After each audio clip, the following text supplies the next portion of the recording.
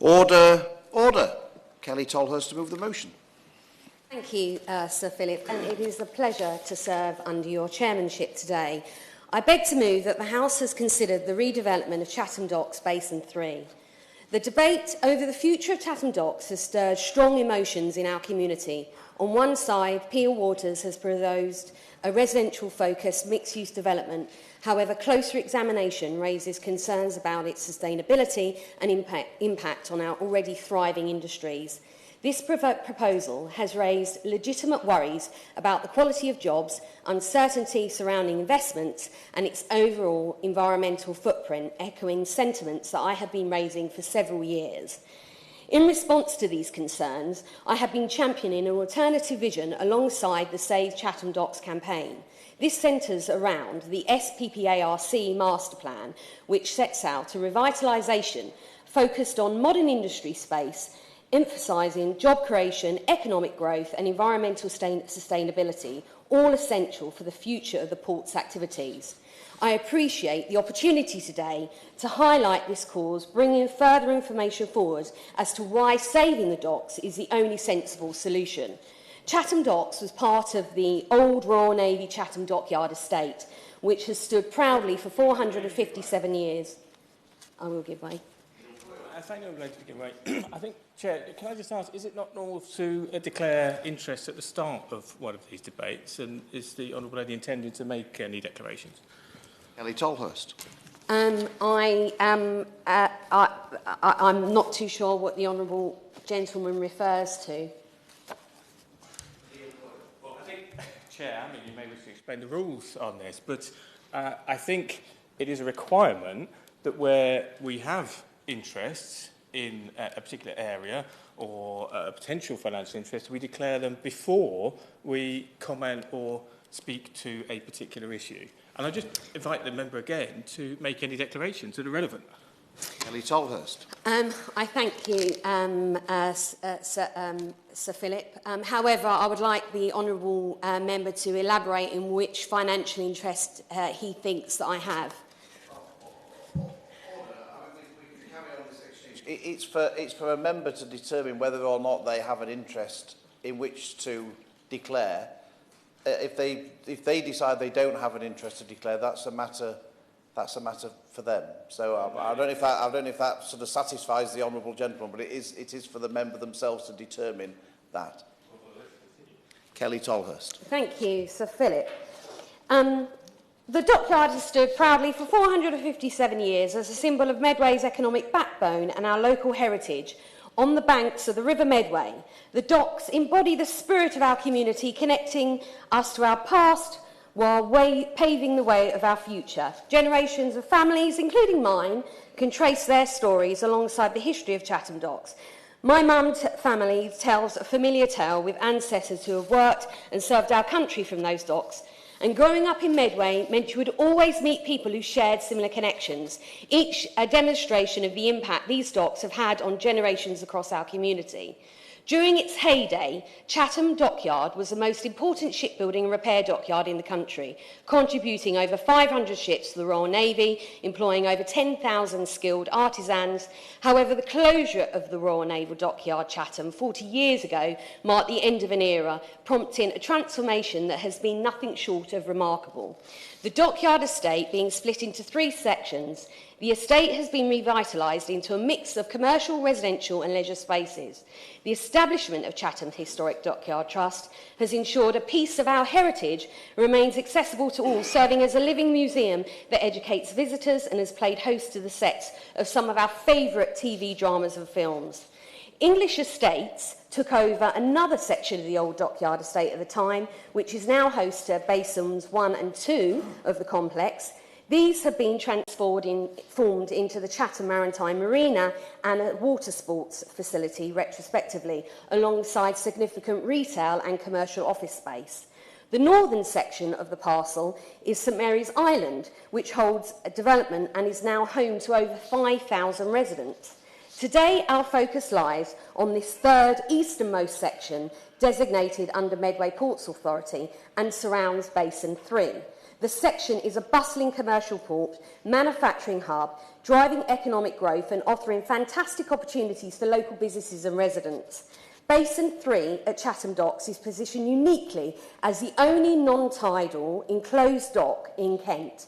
Regionally significant as it plays a critical role in facilitating the transportation of vital materials to London and different regions across the UK in an environmentally sustainable way.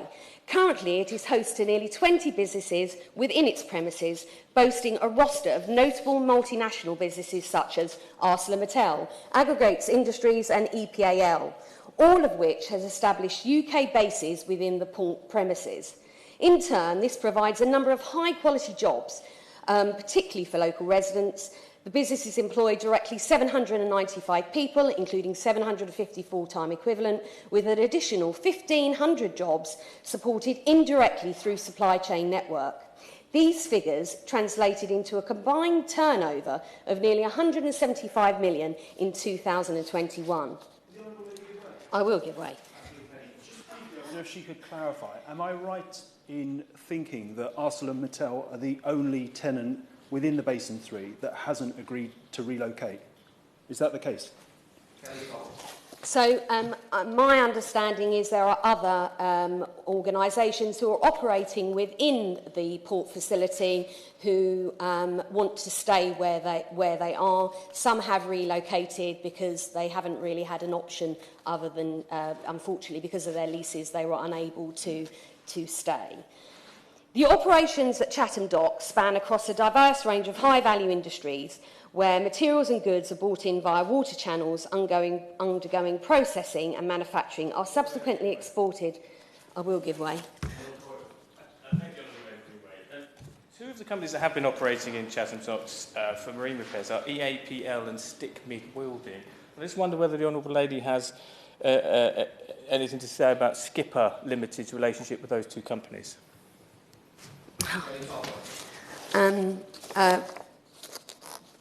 Thank you, Sir Philip. I think the honourable gentleman is referring to Skipper UK, which I'm still a director of, who has no customers or interests in Chatham Docks or any of the businesses operating within Chatham Docks. A sometimes overlooked aspect of the incumbent operations at Chatham Docks are their strong commitment to nurturing talent. The array of apprenticeship programmes stands at providing excellent avenues in rewarding careers. In 2020 alone, 16 apprenticeships were identified, offering 20 positions per 1,000 jobs, massively surpassing the Medway average of around 9 apprenticeships for every 1,000 jobs. The investment in people not only benefit the individuals involved, but also strengthen the workforce of the entire region, offering high-quality careers that make a real difference. Importantly, the jobs offered at Chatham Docks provide above the average wages, rising the median wage in Medway. The average annual earnings of $43,000 in 2023 is nearly 9% higher than the Medway median wage. These positions serve as a crucial driver of economic stability, especially in an area where 13.5% of Medway's workforce earn below 2/3 of the UK median pay as of 2021. It is apparent that Chatham Docks is absolutely essential for a local population. In 2019, it was found that 20% of their workers lived in Chatham Docks' 3-digit postcode ME1 and 45% from Cross Medway. Furthermore, the dock's economic significance extends beyond direct employment and wages. It contributes significantly to the regional economy, accounting for over 4% of Medway's gross value GVA and generating approximately 89 million in GVA annually. In addition to its economic contribution, Chatham Docks also plays a vital role in generating tax revenues, which help contribute essential funding for local services and infrastructure. The annual tax revenues are estimated to range between 27 million and 36 million, alongside the annual business rate payments of around 2 million. These revenues, therefore, also help in providing financial resources available for supporting the community. The main issue at hand, and what has prompted my call for this debate, is the progress of Peel Water's attempt to end the use of Chatham Docks as a commercial port, displacing the businesses within it and the loss of high-quality jobs. Peel Waters have a vision to implement a residential-led mixed-use development across the site. It has been over a decade since Peel Waters first set its sights on the redevelopment of Chatham Docks and has started the redevelopment of part of the land. Their 2013 application initially boasted that development of Chatham Waters would provide 3,549 permanent jobs once fully developed, or 2,413 net additional jobs, with an associated GVA of around 92.4 million. The projections suggested a substantial boost to both employment and local economy. However, as you look deeper into these plans and as time has progressed, it was not all it has seemed. The 2013 planning statement provided a more specific breakdown of the employment that would be delivered. It showed a significant proportion of their projections, including employment for retail and hospitality.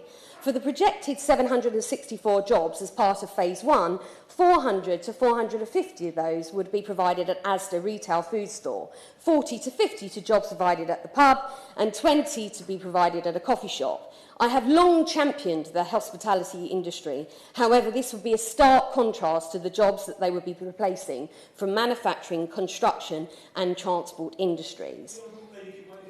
I will give way. She's being very generous in giving way, and I appreciate it. Just to better understand, again, the specifics of the case we're discussing. It's my understanding that the local plan hasn't been updated since 2003. Can she give us her view on why she thinks that is the case, and why specifically previous Medway Council administrations have not brought that plan up to date in a way that sets out a viable and feasible dock retention policy? Well, I thank the honourable gentleman for his comments. He's quite right. Medway Council are out of local plan. However, in the last local plan, which is occasionally referred to with regards to making planning applications, actually clearly does designate Chatham Docks as a commercial area rather than residential. Hence, my campaign and others across the Medway towns to make sure and to demand that Chatham Docks remains a commercial site rather than a residential-led development. Peel have also claimed that upon completion, 2,701 jobs will be in office space, and without the density specified, this would pose a risk of underutilisation of the available area. Independent analysis revealed that in reality, we have seen a shortfall in job creation, with only around 200 full-time jobs materialising since the plans were first introduced over 14 years ago. This represents 26% of Phase 1 jobs estimates and 6% of the total jobs promised across the whole of the Chatham Waters development, a far cry from the lofty estimates put forward. It transpired that in 2019, Peel had desires to redevelop Chatham Docks site into primarily residential areas. This updated plan was led by 3,600 homes and claimed it would support over 2,000 jobs on site. The shift towards housing development, whilst appealing to Medway Council's housing targets, raises concern about the potential impact on existing jobs, industries and at the docks. It has been clear that Medway's housing targets have been disproportionately affecting my constituency of Rochester Strood. Over the past 15 years, we've seen delivery of thousands of new homes, with thousands more in the pipeline for my constituency. However, sites like Chatham Docks are now at risk due to Medway's focus on meeting targets. We require a more strategic approach to housing development, focusing on suitable locations with adequate infrastructure. Rochester and Strood... I will give way. Does she agree with me that in these important sites, it is crucial to respect the character of the surrounding area in deciding what's going to be built, but in particular, there is a need for larger family homes, which many of the developments of this sort just seem to be focused almost entirely on small flats? Well, I thank my honourable friend for her intervention, and she is quite right. One of the concerns around development such as this is that the focus is on number and the units of flats, as opposed to really delivering on the types of accommodation that local people in the Medway towns are desiring in the location. So hence, the numbers are a challenge, but also the type of accommodation is just as important. Rochester and Stroud have spearheaded Medway's efforts in meeting housing demand, but Medway's annual target, calculated using the standard methodology, remains at 1,667 new homes, culminating in 28,339 homes by 2040. Currently, the council has plans for 7,583 homes in the pipeline, with an additional 3,000 windfall sites predicted, which means the council is facing the task of finding suitable locations for additional just over 19,000 homes. Unfortunately, Medway Council has cited the need to reach these targets as the reason why a unique, regionally important infrastructure asset such as Chatham Docks is even being considered as part of the local plan process. There is now a live application for part of the site, which is currently occupied by ArcelorMittal, proposing to replace its operation with a different type of commercial space. This move aims to shift existing commercial activity, but it signals a broader trend that could lead to the displacement of crucial industries and jobs. Sadly, the application, in my view, is the thin end of the wedge, threatening to pave the way for the loss of important industries, high-value jobs and the ability of a commercial port industry's use of Basin 3. This application is just the beginning, setting the stage for Peel's larger plan to develop a large number of residential units across the site. Following the campaign by fellow MPs, Conservative MPs, urging the government to initiate a consultation on changes to the NPPF, the Department for Levelling Up and Housing and Communities responded by amending the NPPF, notably clarifying housing targets to be an advisory starting point, not being mandatory, promising positive outcomes for communities where there was robust evidence to support a difference. The new NPPF introduces several key provisions aimed at making local plan processes more effective and responsive to community needs. Firstly, it empowers local authorities by giving them greater flexibility to address housing requirements specific to their area. This means they can tailor solutions to fit local circumstances rather than adopting a one-size-fits-all. The framework emphasises the importance of maintaining the character of the local area by preventing overly densities that would be wholly out of character. This helps safeguard the integrity of local plans and ensures new developments complement them rather than distract from the existing surroundings. Additionally, the NPPF introduces measures to help councils resist speculative housing developments, giving them more control over how their communities grow. It also outlines criteria for when alternative approaches can be justified, ensuring that decisions are made with careful consideration of exceptional circumstances. For the local planning authorities, these changes mean a renewed focus on accurately assessing and meeting local housing needs and gathering robust evidence to support decisions. Whilst they're required to use a standard methodology for determining housing need, they also have the flexibility to adjust plans according to local constraints and needs. This flexibility allows targets to be fine-tuned to reflect specific local circumstances, whether it's preserving the character of neighbourhoods or protecting green spaces. Ultimately, these forms strike a balance between national objectives and local priorities. In light of these changes, Medway Council have an opportunity to produce a local plan which really fits the needs of our community, and given these adjustments, Medway Council should reconsider part or plans for Chatham Docks, prioritising the preservation of our commercial port, protecting the jobs and an infrastructure asset which has a national importance in order to sustain the local economy and its future development. The economic significance of businesses at Chatham Docks cannot be underestimated and destroyed, and the area needs this type of industry and employment. The lock gates, which allow access into Basin 3 via the River Medway, have long been cited by Peel as a stumbling block to Chatham Docks' future economic viability, claiming that the cost of repairs or replacement is prohibitive. This assertion is refuted by surveyors and tenants who believe, based upon studies carried out, that a proper maintenance and renewal programme, that an ongoing commercial port operation has a capacity to flourish. An important but overlooked factor when considering the cost implications of repairs to the lock gates is the water management agreement. This agreement has been in place since the initial split of the dockyard estate into the distinct areas described earlier. It governs the management of water flow through the basins 1, 2 and 3, as well as access for naval vessels to Basin 2 from the river. It was only back in 2019 we welcomed the new HMS Medway to Chatham, and Peel have a responsibility and an obligation which remains as outlined in their deeds to the maintenance of those lock gates as the custodians of the asset, whatever the future of the site. The current closure of the gates is significantly impacting businesses within Basin 3.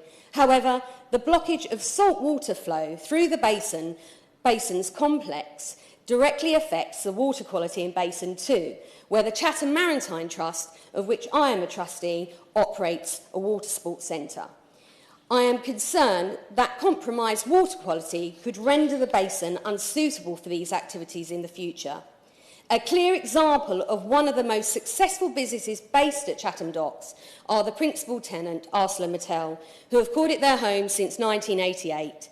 Their presence at the docks speaks volume on how they value the strategic location of the docks. The company dedicated to the docks has further shown their engagement by commissioning Volterra Partners to conduct an independent socio-economic assessment. This assessment has evaluated whether there is a case to support their future and the viability of investment in Basin 3. ArcelorMittal are in fact the second largest steel producer in the world, supplying approximately 30% of the UK's steel reinforcement, and are leading wire rod manufacturer in the UK, with influence extending far beyond Medway. Their involvement in landmark projects range from the Crossrail to the Shard, from Heathrow Terminal 5 to the London Stadium, has marked their imprint on the iconic skyline of the UK. As London gears up for the massive infrastructure investments totalling £27 billion until 2032-2033, ArcelorMittal stands ready to supply the essential materials that will be required in these ambitious projects. ArcelorMittal relies heavily on water transport, sourcing around 85% of its steel through this method, primarily from overseas locations such as ports in Hamburg. To be clear, this is an operation that cannot be simply located to an inland site. The company has made it very clear that should they lose their Chatham Dock site, it would force ArcelorMittal to shift their operations entirely to continental Europe at the detriment to the region and the national economy. It should also be noted that shipping products produce far less emissions than transporting the equivalent via heavy goods vehicles, and certainly when transported by aircraft. Therefore, maintaining and potentially expanding the operations in the area would be environmentally preferable to a total shutdown, given the transport emissions savings. The commitment to sustainability is evident in their production methods, with over 98% of their steel reinforcements made from recycled scrap steel, embracing innovative technologies like hydrogen, and are leading the way for steel production towards greener practices. Recognising the importance of this location, it is committed to expansion and enhancements. Currently, £5 million of inward investment is on hold, and potential an additional 20 million pending approval of the SPPARC master plan. Although they are the largest tenant in Chatham Docks, it is just one of the many examples of successful businesses that make up the thriving commercial dockyard and manufacturing hub. I have been a long supporter of the campaign to save Chatham Docks. Back in 2021, I held an adjournment debate on the issue, using the platform to highlight the thriving business already operating within the docks. Then in summer of 2022, the alternative vision from the Save Chatham Docks campaign was launched, laying out plans to ensure its long-term viability. A key component of the SPPARC master plan include a riverfront route, the green buffer zone, a port facility upgrade, all aimed at revitalising the area and attracting new opportunities. The anticipated impact of the master plan is staggering, with projections suggesting that the creation of up to 2,515 full-time job equivalents, while safeguarding the high-valued, high-skilled jobs that exist today. Consequently, this would result in a significant boost in worker expenditure, estimated between 2.4 million and 4.2 million annually. Furthermore, with the improvements proposed in the master plan, we could see a substantial increase in materials transported by sea freight, potentially reaching 600,000 tonnes per year, translating into a direct economic output of 119 to 177 million, equivalent to 18 to 27% of Medway's total GVA in manufacturing sector. The master plan is all about unlocking the potential on the site, ushering in a new era of prosperity. The potential tax generation this will bring is also worth noting, with projected annual tax revenues estimated to rise to an amount between 36 and 71 million, providing vital funding for essential services, and additionally, the influx of businesses could generate another 6.1 million per year in business rate payments, which would offer much needed relief to Medway Council's financial position. The master plan isn't just about figures and statistics. It hopes the opportunities for people in Medway and the surrounding areas. It's a shot at creating a better tomorrow, but just not for now, but for future generations in my community. Beyond the immediate concerns lie the environmental implications. As an island nation, nearly 95% of UK imports and exports are transported by water, and Chatham plays a huge part in this. Approximately 85% of materials imported into Chatham docks are transported through sea freight, contributing significantly to carbon emission reductions. Analysis has shown that in 2019, the use of sea freight at the docks resulted in a saving of approximately 9,100 tonnes of CO2 emissions compared to emissions from heavy goods vehicles. This saving is equivalent to about 1,300 lorry trips. Therefore, if the docks were redeveloped in a way that shifted this waterborne transport onto our roads, it would pose a significant environmental risk, in turn worsening air quality and potentially making Chatham one of the worst affected areas in the UK out of central London. This would be a step in the completely wrong direction when it comes to the progress we are making on our emissions and the path to net zero. National highways have also raised concerns around transport impacts stemming from consequential increase of use of heavy goods vehicles, particularly concerning the safety, reliability and operational efficiency of the M2 strategic road network. I am too concerned by this, and further concerned by the knock-on effects it would have on local traffic and road conditions, issues that have already posed real difficulties in our area. Local opposition to Peel Water's plan has been robust, with countless constituents contacting me on the topic and over 170 letters of objection being received from Medway residents and Chatham Docks employees on the current live application. I have been overwhelmed by the local support, but also by support from businesses and groups in other parts of the country. It makes no sense why high-quality jobs, valuable industry and infrastructure assets such as this could be lost in the pursuit of short-term profit for organisations. These industries are important now and will also remain in the future. We cannot prioritise the short-term profits of developers over our community's livelihoods and existing industries. The recent amendments to the NPPF, making housing targets advisory and allowing more flexibility for local authorities, should mean Medway Council is under less pressure to deliver a housing development at Chatham Docks, and I hope they too can see the importance of preserving the commercial port for our long-term local economy. Local opposition to Peel Waters underscores the community's strong desire to preserve the docks' heritage, protect high-quality jobs and ensure sustainable development. We owe it to our community, the workers and the future generations as we approach these challenges and make sure that we can save Chatham Docks. Thank you, Sir Philip. The question is that this House has considered the redevelopment of Chatham Docks Basin 3. Matthew Pennycook. Thank you, Philip. It's a pleasure to serve with you in the chair. I congratulate the Honourable Lady, the member for Rochester and Stroud, on securing this important debate. I know that a great many of her constituents value immensely the contribution that Chatham Docks has made to Medway over many decades, and I recognise there's a general desire among them for greater clarity about the future of the site as a whole and the jobs linked to it, including but not confined to the 18-acre Basin 3 plot that is the subject of this debate. Sir Philip, constrained as I feel I am from delving into the fine detail of what is a live planning application, I want to take a step back and place this debate within a wider context. As we all know, previously developed brownfield land is a finite resource and one that is subject to competing demands when it comes to future use.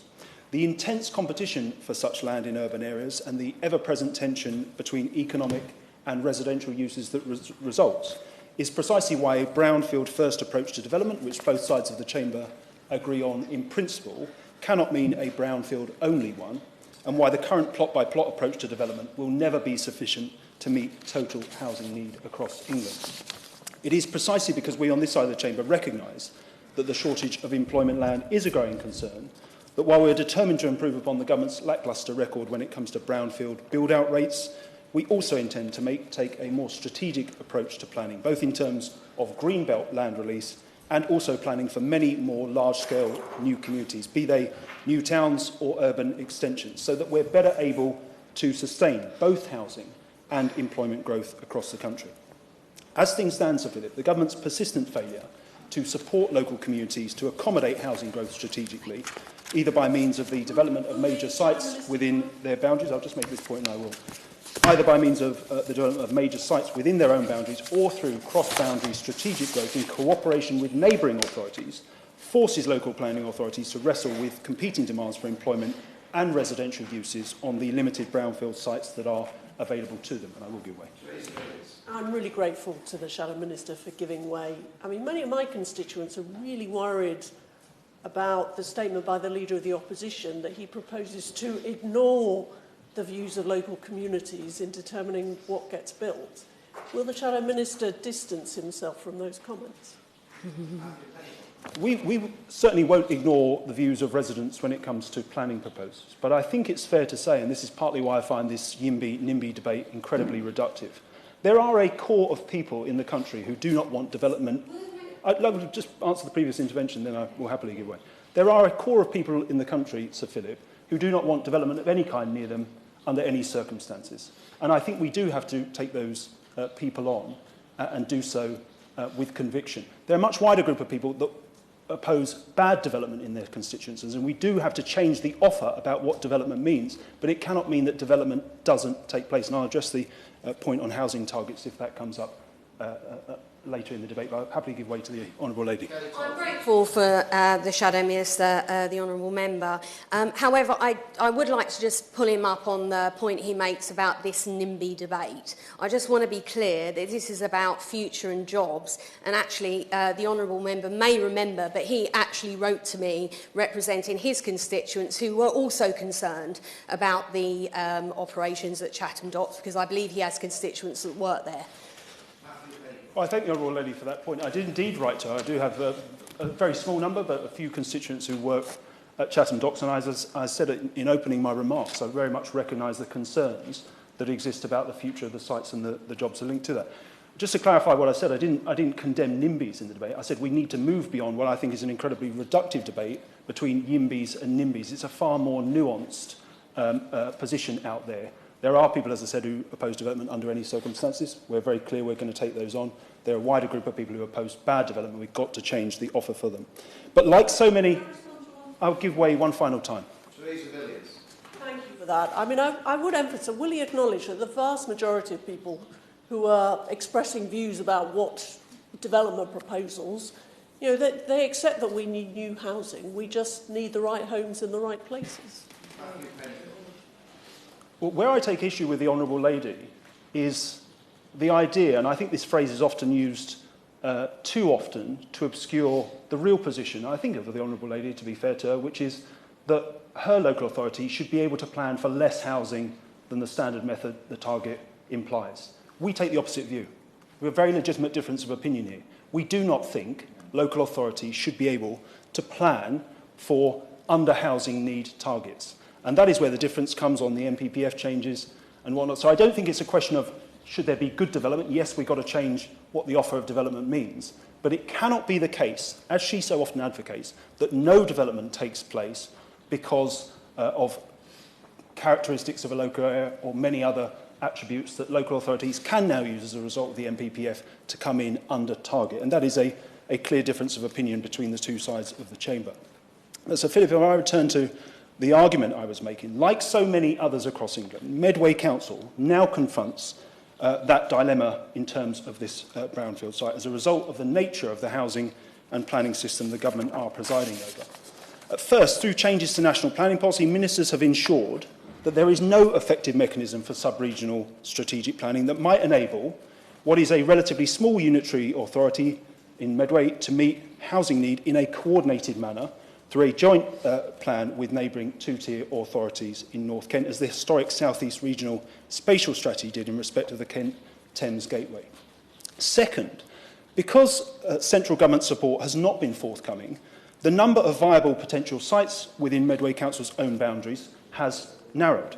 The most pertinent example being the government's decision to withdraw £170 million in housing infrastructure grant funding from the authority that would have facilitated the construction of 10,000 homes over 30 years on the Hoo Peninsula, despite the department, Sir Philip, seemingly not having spent 2.9 of the 4.2 billion allocated by the Treasury to that fund. So as a result, Medway Council now has to determine alone how it meets its housing targets across the sites that remain available and viable.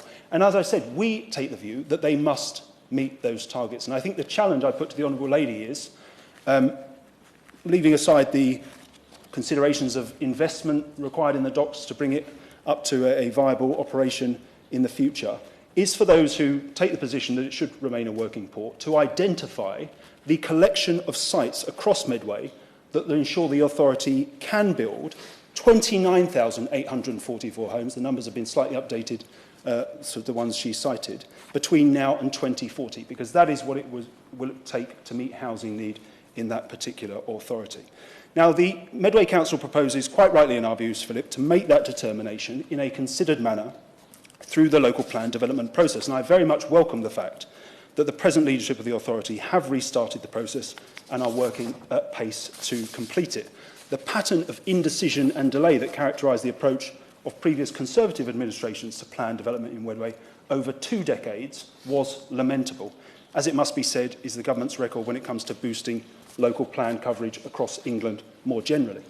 It is frankly laughable, Sir Philip, that despite the extensive range of powers to intervene that ministers enjoy, this government are presiding over a local plan-led planning system in which only a third of authorities, and falling, have a plan that is less than 5 years old, with the number of plans published, submitted and adopted last year the lowest for a decade.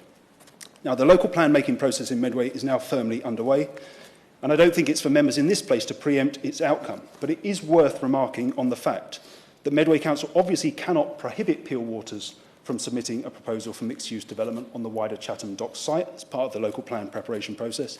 In the same way, the authority cannot force that developer to make the necessary investment that might sustain the docks as a working commercial port. And so, Philip, just as the contents of the developing draft local plan are ultimately a decision for Medway Council itself, considering not only how to meet housing need, but also how other economic, social and environmental priorities can be addressed, so is the determination of the Basin 3 application submitted for the present industrial estate to be redeveloped for employment facilities. As such, while I certainly appreciate that concerns exist about the employment opportunities on that site in question changing, and whether all the sitting tenants will agree to be relocated or compensated, it would not be appropriate for me to comment on the application, just as I know the Minister will not be able to discuss details of the proposal given the quasi-judicial role of the Secretary of State in the planning system.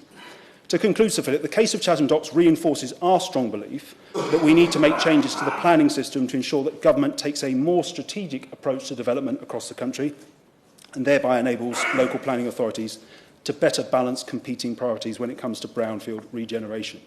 But it also highlights the pressing need to do more to boost local plan coverage. An up-to-date local plan is the most effective means of influencing where and how development takes place in any given authority area and planning for both the housing and jobs that communities need. And it is lamentable, and many of the problems we're discussing stem from the fact that the authority has not updated its plan since 2003.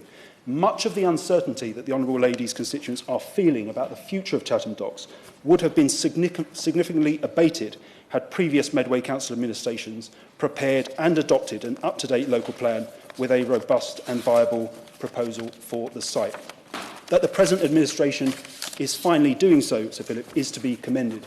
It is the elected members of that authority that are best placed, through engagement and consultation with the local community, to take decisions on local planning matters, including in due course the Basin 3 application. Thank you. Minister. Thank you, Sir Philip, and it's a pleasure to serve under your chairmanship.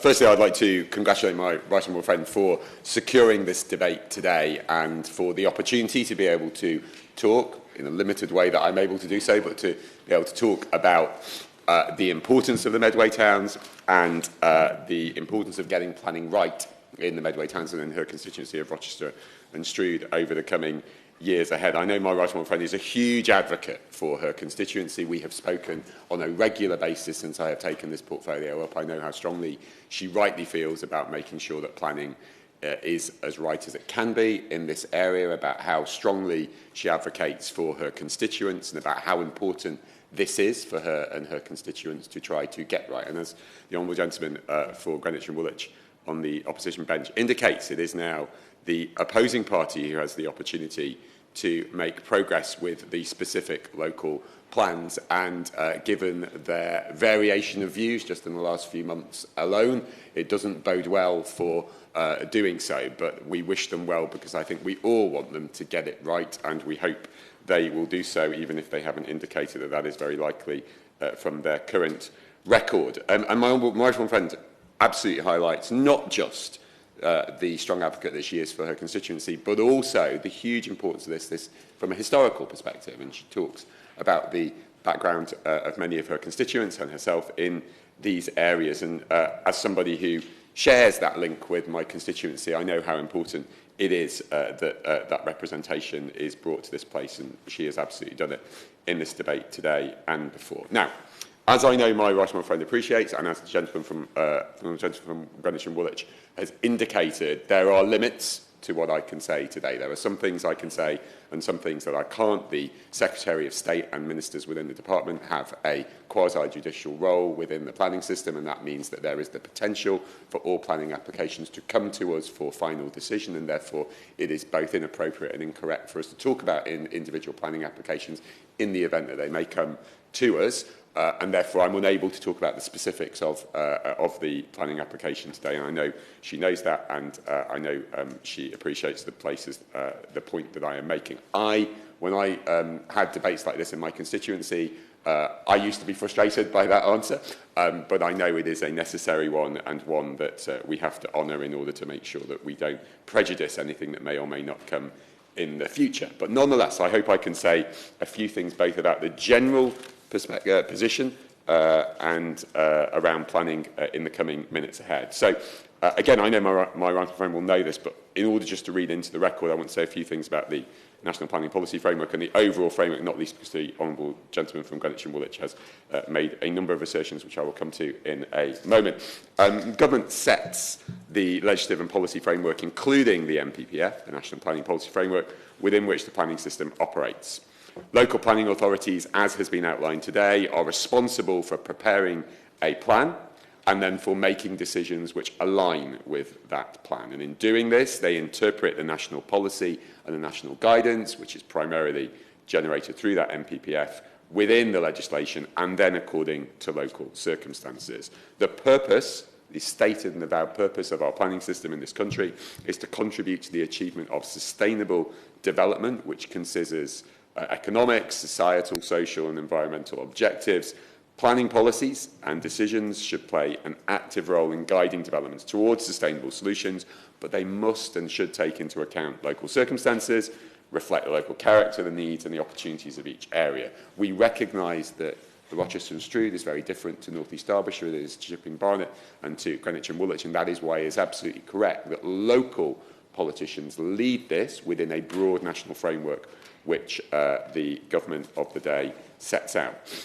We've talked today in much of this debate about the importance of economic development, about protecting commercial activity. The NPPF also does set out the importance of planning for economic development.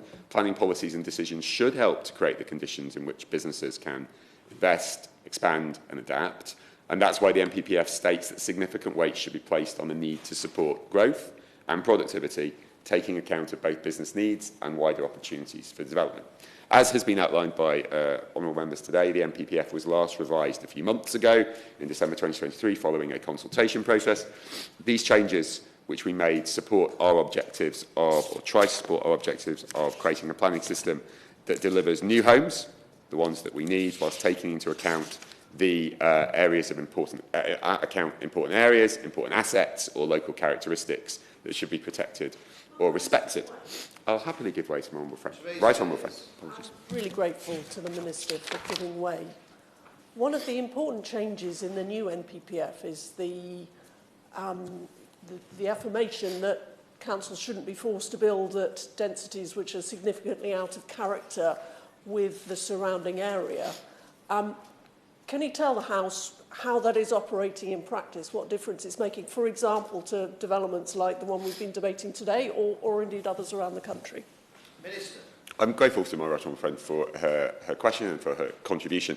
As my right honourable friend rightly outlines, we did make a number of changes to the NPPF, including one which indicated that the character of an area was important to consider within any future local plan. Obviously, these local plans take, as I know my right honourable friend appreciates, take often several years to come through. So we have set the framework. We've revised the framework as of a number of months ago. We have been clear that where councils need to move quicker, that they should seek to do so. We've asked a number of councils to provide timetables to get to the end point there, and we will closely monitor what is happening over the coming months ahead, not just on the point about character, which we know is very important, but also on the other changes which we made about the potential for local councils to look at alternative methods to assess their need, about the importance of beauty within the system, about supports for small sites, community-led developments, greater protections for agricultural land, all of which seeks.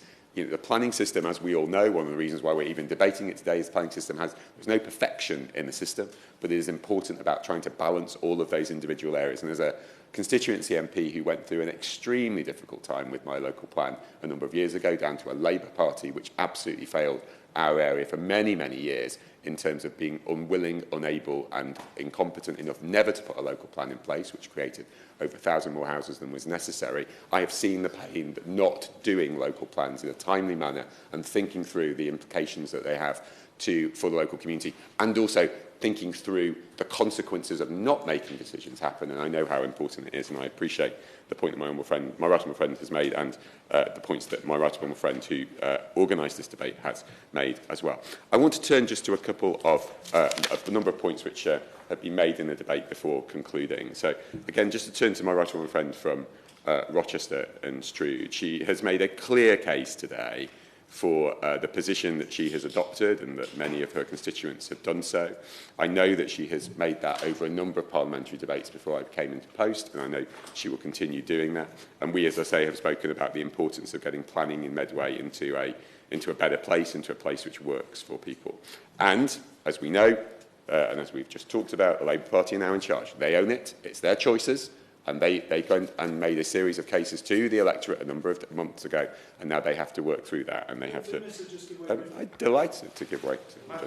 Just for the purposes of clarity, I suppose, for anyone watching, can he confirm that when Medway submits its draft local plan, even under the revised NPPF, the standard method is the starting point, and the authority cannot just move away from the standard method number because it feels that it's too high. It has to reason how it moves away from it, and if it doesn't reason that appropriately and robustly, the plan will fail upon challenge at the examination stage of the process, won't it? So they have to reason, if they're going to do so, how they meet housing need, even though it's an advisory starting point, and any move away from that has to be absolutely robustly justified. It can't just be because, as the Honourable Lady seems to suggest, she feels the targets are too high. Minister. Well, I'm currently in discussion and debate with Medway. We have sent them a piece of correspondence which indicates they need to move in terms of this, so I won't prejudice the outcome of that. But The Labour Party in Medway, as they do elsewhere in the country, stood on a particular prospectus last year. They won legitimately, and they now have to deliver. And I hope that the commitments and the promises that they made to the people of Medway and the people of Rochester and Stroud, knowing full well the frameworks within which the planning operates, I hope that the promises they made can be delivered, because that is what they promised and that is what they should endeavour to do. Turning to the Honourable Gentleman's points in Greenwich, from Greenwich and Woolwich, who I have the greatest respect for, and we talk on a very regular basis about these elements of planning, far too many, as the Honourable Gentleman has indicated. In doing so, we are definitely aware of each other's differing positions, and he is right to highlight that there is differing position. And so, but in the spirit of that, I want to just tease out a number of those differing positions, because I think it demonstrates for a party that is so keen to indicate to us that they are ready for government, how when you look under the bonnet, when you look at the actual detail, it's not there, and that the plans aren't where they need to be for the general election later in the year. The Honourable Gentleman talks about the need to make changes to the planning system. He is right. That is why we have made changes to the planning system back in December. It's why we've tried to strike that balance. It's why we've tried to ensure that there is greater control of local authorities, but recognising that we still have to build houses in the right places across the country to support our increasing population. He is right that we need development.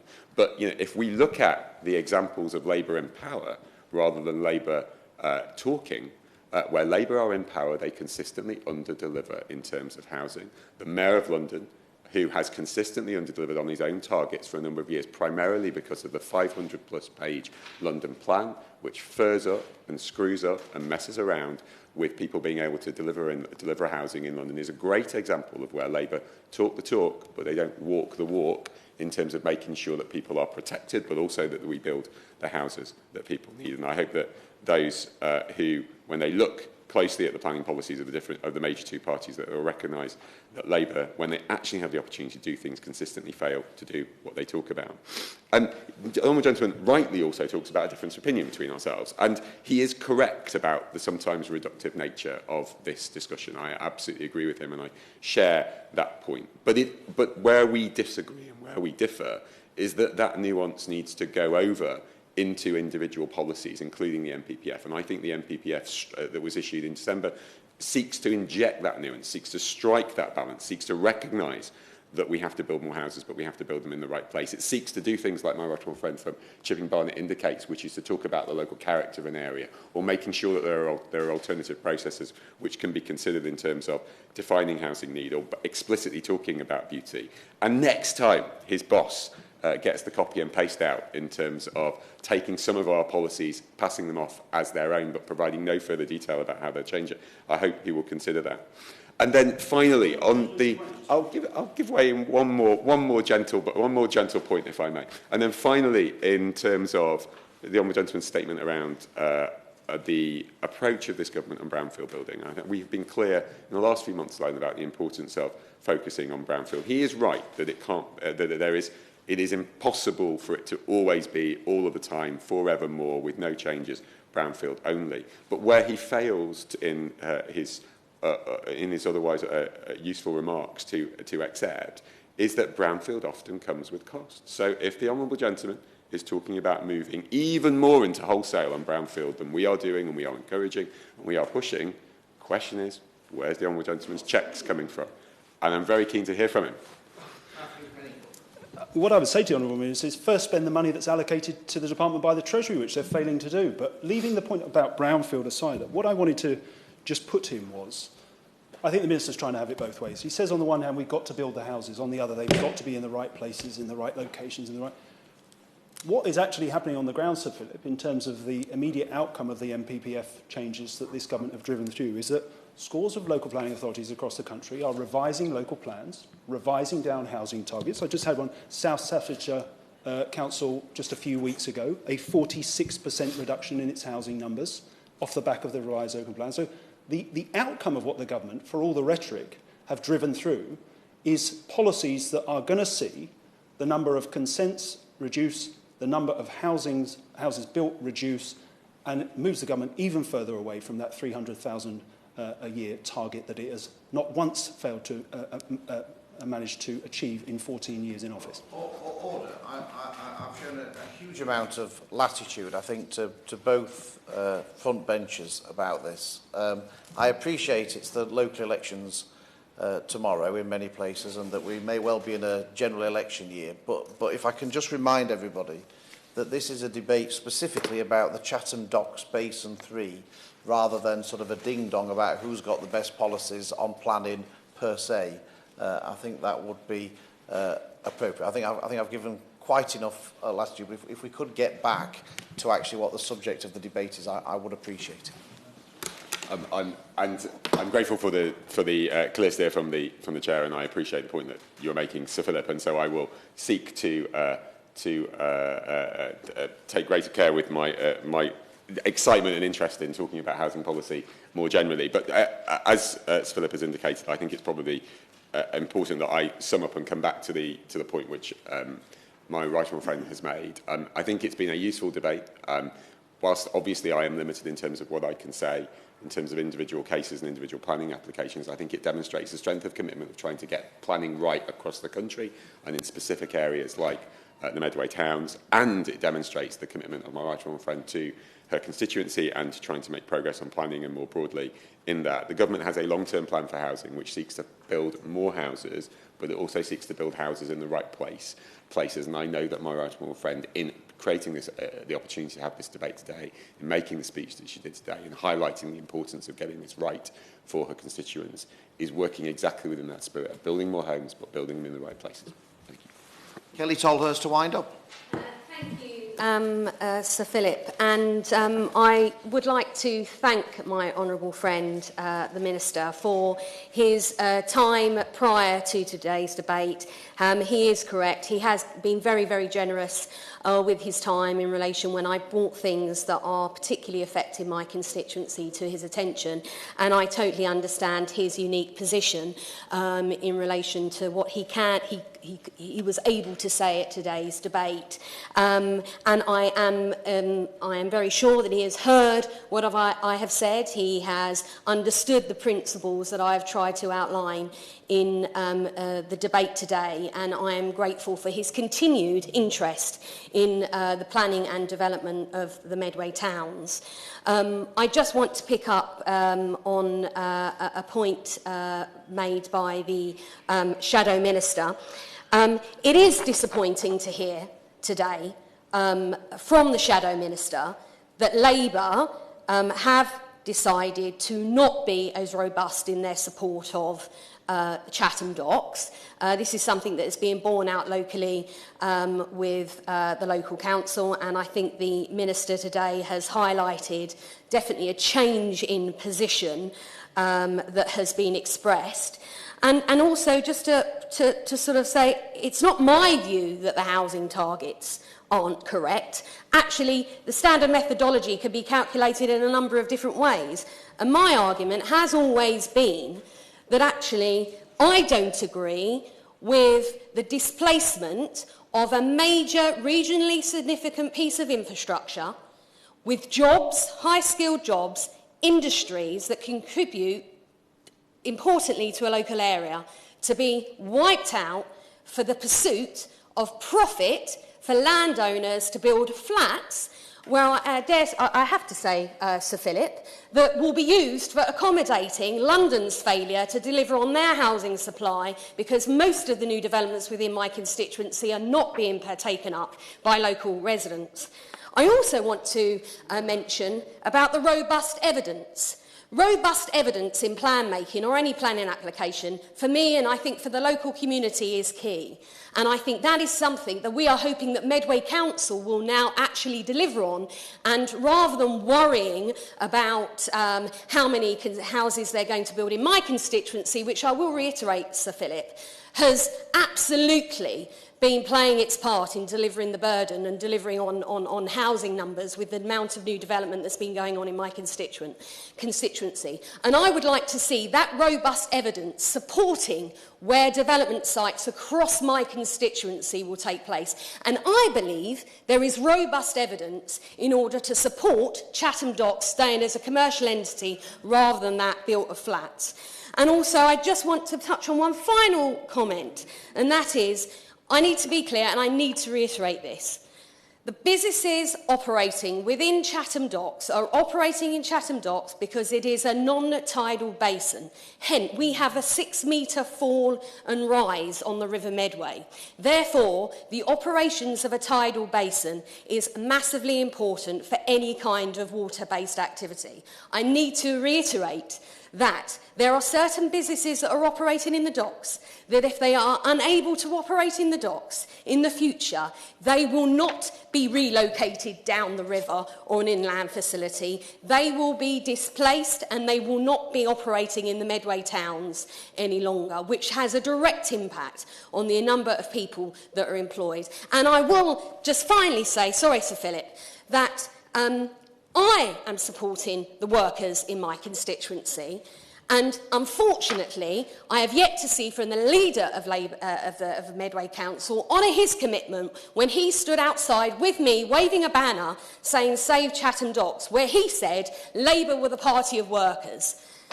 And I would finally like to thank my right honourable friend for her support in planning matters, who has been has made some great contributions, also understands fully some of the challenges that I experience in my constituency, and I very much welcome her support and contributions today. Thank you, Sir Philip.